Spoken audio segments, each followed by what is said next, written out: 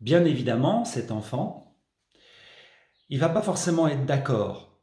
Il peut très bien, quand il s'agit d'un adolescent, à ce moment-là, être en confrontation avec ses parents.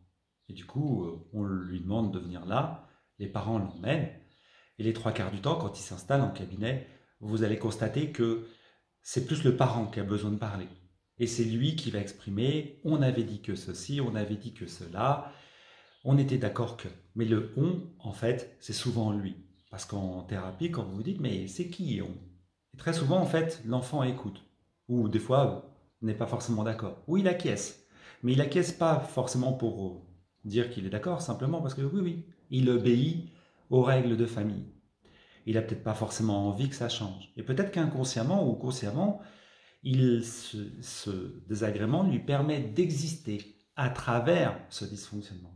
Exemple, vous pouvez très bien avoir un enfant qui a des problèmes d'énurésie, qui se retrouve à faire pipi au lit. Mais ce pipi au lit-là est la partie émergée de l'iceberg. Très souvent, c'est parce qu'il peut y avoir des choses qu'il a du mal à digérer durant la journée et que dans les phases de sommeil, il soit perturbé. Et que ces perturbations viennent des disputes qu'il peut y avoir dans un couple, chez ses parents ou avec des camarades. Et puis, il peut aussi y avoir le fait que c'est peut-être le seul moment où les parents portent attention à lui. Exemple, un enfant qui est systématiquement convoqué chez le proviseur.